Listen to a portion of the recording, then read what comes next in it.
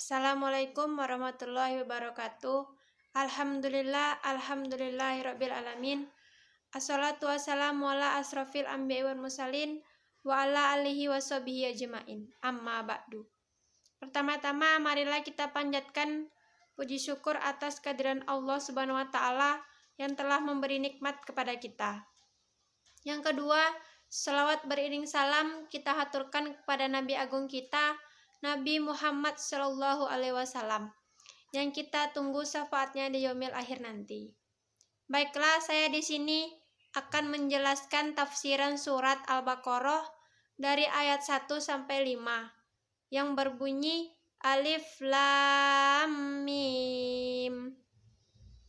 Ini merupakan huruf-huruf yang digunakan sebagai pembuka beberapa surat Al-Quran. Ini adalah huruf hijaiyah yang tidak mempunyai makna pada dirinya, karena dituliskan terpisah seperti alif, ba, dan ta, dan seterusnya. Dalam huruf-huruf itu terdapat hikmah dan tujuan, karena tidak ada sesuatu pun di dalam Al-Quran yang tidak memiliki hikmah. Di antara hikmahnya yang paling menonjol ialah mengisyaratkan tentang untuk membuat Al-Quran yang terdiri dari huruf-huruf yang membentuk kata-kata yang mereka ketahui dan mereka gunakan untuk berbicara. Oleh karena itu, pada umumnya huruf-huruf hijaiyah tersebut diikuti dengan penyebutan tentang Al-Quran Al-Karim seperti yang ada di dalam surat ini.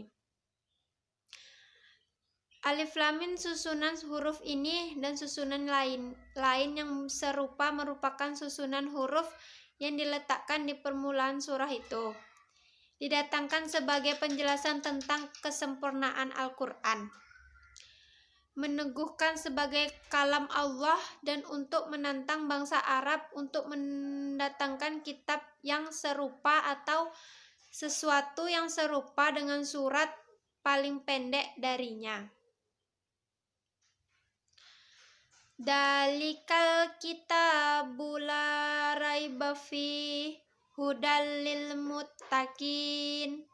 Kitab Al-Quran ini tidak ada keraguan padanya, petunjuk bagi mereka yang bertakwa. Al-Quran itu adalah kitab yang agung yang tidak ada keraguan bahwasannya ia datang dari sisi Allah.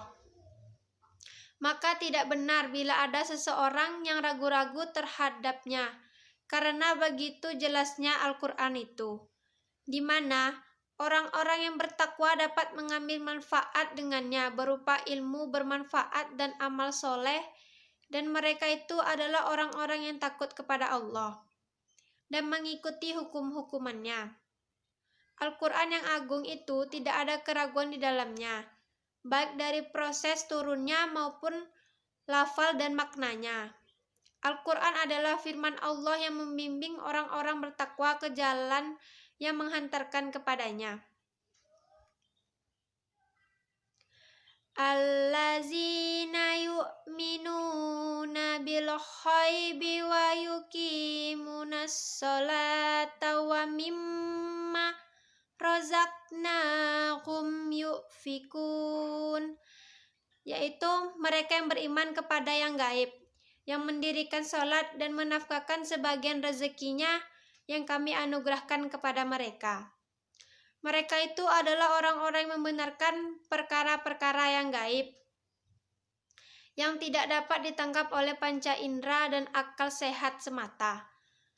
Karena itu, tidak dapat diketahui kecuali dengan wahyu Allah dari Rasul-Rasulnya, seperti iman kepada malaikat, surga, neraka, dan yang lainnya dari apa-apa yang diberitakan oleh Allah atau diberitakan Rasulnya Shallallahu Alaihi Wasallam. Iman adalah satu kalimat yang mengandung arti ikrar Allah, para malaikatnya, kitab-kitabnya, para rasulnya, hari akhir, qadar baik dan qadar buruk. Dan yang membuktikan benarnya ikrar tersebut adalah dengan ucapan dan amal dengan hati, lisan dan anggota tubuh, dan mereka dengan bukti kebenaran iman mereka terhadap yang gaib adalah dengan menjaga pelaksanaan sholat pada waktu-waktunya, dengan pelaksanaan yang soleh sesuai dengan yang Allah isyaratkan kepada Nabi Muhammad SAW. Dan dari sebagian harta yang kami anugerahkan kepada mereka, mereka mengeluarkan zakat yang wajib maupun yang sunnah dari harta mereka. Wallazina yu'minuna bima unzila ilaika wa ma unzila min qablik wa bil akhirati hum yuqinun. Dan mereka yang beriman kepada kitab Al-Quran yang diturunkan kepadamu dan kitab-kitab yang telah diturunkan di sebelummu, serta mereka yakin akan adanya kehidupan di akhirat. Dan orang-orang yang membenarkan semua yang diturunkannya kepadamu, wahai Rasul, dari Al-Quran dan segala diturunkan kepadamu berupa Al-Hikmah, yaitu Al-Sunnah, dan kepada semua yang diturunkan kepada Rasul sebelummu berupa kitab-kitab seperti Taurat, Injil, dan kitab-kitab lainnya. Dan mereka membenarkan adanya negeri kehidupan setelah kematian, dan segala yang akan terjadi di sana berupa perhitungan dan pembalasan amal perbuatan. Pembenaran ini dengan hati mereka kemudian diperlihatkan oleh lisan dan anggota tubuh. Secara khusus hari akhir disebutkan di sini karena imannya kepadanya, termasuk di antara dorongan paling penting untuk berbuat ketaatan, menjauhi perkara-perkara yang diharamkan, dan melakukan introspeksi diri. Ulaika ala hudam mi rabbihim wa ulaika humul muflihun.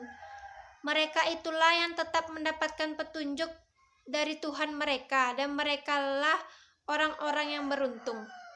Orang-orang yang memiliki sifat-sifat ini berada di atas cahaya dari Rob mereka dan taufik dari Tuhan pencipta dan pemberi hidayah bagi mereka, dan mereka itulah orang-orang yang beruntung yang berhasil menggapai apa yang mereka inginkan dan selamat dari keburukan yang mereka melarikan darinya.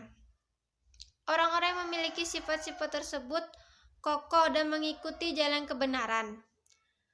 Mereka orang-orang yang beruntung di dunia dan di akhirat, sebab mereka akan mendapatkan apa yang mereka harapkan dan selamatkan dari apa yang mereka takutkan.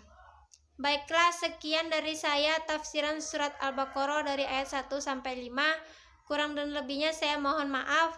Wabillahi taufiq wal hidayah. Wassalamualaikum warahmatullahi wabarakatuh.